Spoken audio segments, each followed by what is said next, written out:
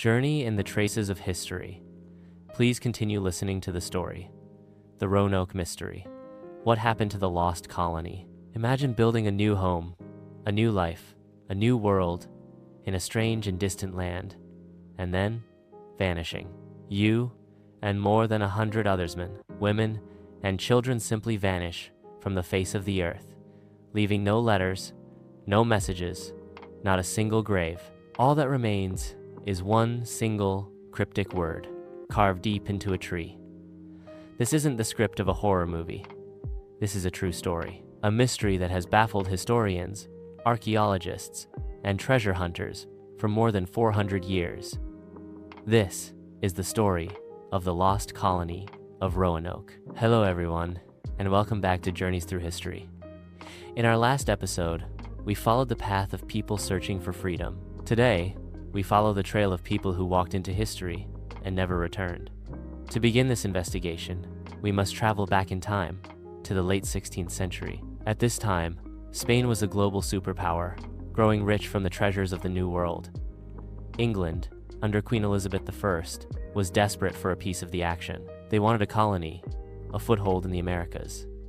And the man to realize that ambition was Sir Walter Raleigh, an explorer, a poet, and a man of daring vision. After a few exploratory voyages, he chose a small island off the coast of modern-day North Carolina.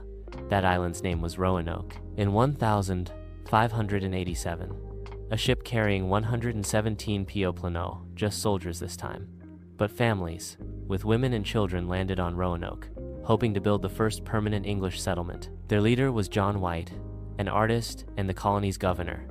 With him was his daughter, Eleanor Dare, who was pregnant. And right here, on this island, a historic event took place. Virginia Dare, John White's granddaughter, was born. She was the first English child born in the New World. They built homes, a small fort, and began a new life. Everything seemed filled with promise, but they soon realized that their supplies of food and tools were not enough. John White made a fateful decision. He would sail back to England on their only large ship to gather more supplies. He promised his daughter, his granddaughter, and the 115 other souls that he would return as quickly as possible. Before he left, they agreed on a secret code. If the colonists had to move to another location, they would carve the name of their new destination into a tree. If they were in danger, they would carve a Maltese cross above the name. John White departed, with a promise and a heavy heart. He had no idea it would be the last time he ever saw his family. And then, fate intervened. Just as John White arrived back in England, a great war broke out between England and Spain. The mighty Spanish Armada was sailing to attack. Queen Elizabeth I ordered every available ship to be seized for the war effort. No vessel was permitted to leave port. John White was trapped. Day after day, week after week, month after month, he tried desperately to get a ship to return to his colony, but every attempt failed. His heart was filled with a gnawing anxiety for the fate of his daughter and his infant granddaughter. It wasn't until 3 years later, 3 long, agonizing years, in the year 1590, that John White was finally able to return to Roanoke. Let's imagine his feeling in that moment. The ship nears the island, but there are no signs of life, no smoke rising from the chimneys, no sounds of people talking or working, no one running to the shore to welcome them.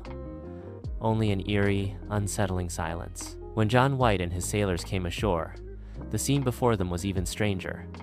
The settlement was gone, but it hadn't been destroyed. The houses had been carefully dismantled. The defensive palisade was still standing.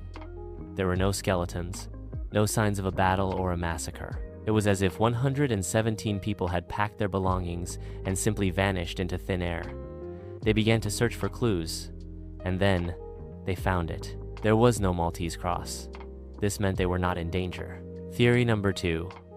They were massacred. Could another less friendly tribe have attacked them? Or did the Spanish find the colony and wipe it out to eliminate their rivals? This theory is weak because there was no evidence of a fight at the settlement. Theory number 3. They were lost at sea. Desperate that John White hadn't returned, did they try to repair their small boat and sail back to England themselves? This is a tragic and almost certainly suicidal scenario. It also doesn't explain why they would carve Croatoan. Theory number 4. they split up.